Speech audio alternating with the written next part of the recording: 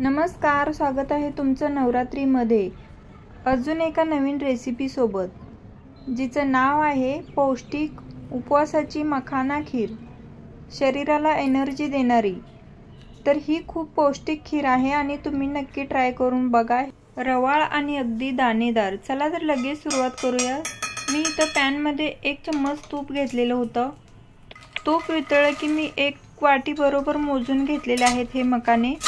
ते आता बारीक गॅसवरती आपल्याला भाजून घ्यायचे आहेत। जर गॅस फास्ट केला तर हे मखाने जळून जातील आणि कुरकुर होणार नाहीत। तर तुम्ही बारीक गॅसवरतीच कुरकुरीत असं भाजून घ्यायचं आहे। तरी 2 ते 3 मिनिटांनंतर ना तुम्ही बघू शकता एकदम असं कुरकुरीत झालेले आहेत, म्हणजे हाताने जरी फोडलं तर पटकन फुटतात।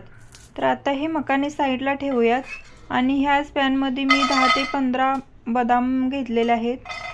थोडेसे आवडीनुसार काजू घेतलेले आहेत आणि पिस्ता सुद्धा घेतलेला आहे। तर हे सुद्धा आपल्याला एकदम बारीक गॅसवरतीच कुरकुरीत होईल असं भाजून घ्यायचं आहे। आणि मखाने आणि काजू बदाम एकदम थंड झालं की मिक्सरच्या भांड्यामध्ये घ्यायचे आणि आपल्याला हे जास्त पीठ न बनवता ओबडधोबड असे आपल्याला मिक्सरमधून बारीक करून घ्यायचे आहेत। बारीक करून घेतले आणि मी इकडं 1 वाटी मखान्यासाठी इथं अर्धा लिटर दूध घेतलेलं आहे। तर फास्ट गॅसवरतीच दुधाला उकळी आणायची आणि उकळी आलेली आहे। आणि आता मी ह्याच्यामध्ये चारोळी टाकलेले आहेत, 1 चम्मचभर होतील एवढी। त्याच्यानंतर मिक्सरमधून बारीक केलेले मखाने सुद्धा टाकून घ्यायचे आहेत। हे हलके फुलके असतात त्याच्यामुळे दुधावरतीच तरंगतात। तर छान असं मिक्स करून घ्यायचं, एकजीव करून घ्यायचं दुधासोबत। आणि आता आपल्याला बारीक गॅस करूनच इथून पुढची प्रोसेस करायची आहे। तर फास्ट गॅसवरती खीर नाही बनवायची, मीडियम गॅसवरतीच शिजवून घ्यायची आहे छानपैकी। नंतर मी ह्याच्यामध्ये केसरचं दूध बनवलेलं ते टाकून घेतलं। केसरमुळे दुधाचा आणि खिरीचा कलर सुद्धा चेंज झालेला आहे। ते झालं की त्याच्यानंतर मी मनुके सुद्धा वरून टाकलेले आहेत। मिक्सरमध्ये सुद्धा तुम्ही बारीक करू शकता मखान्यासोबतच, पण माझे विसरलेले म्हणून मी आता टाकून घेतलेले आहेत। आणि 4 ते 5 मिनिट आपल्याला अशी खीर शिजवून घ्यायची आहे। शेवटी आपल्याला ह्याच्यामध्ये साखर टाकायची आहे, आपल्या आवडीनुसार गोड कमी जास्त करायचं। मी इथं 2 ते 3 चम्मच टाकलेली। नंतर वेलची पूड टाकून घेतलेली आहे शेवटी।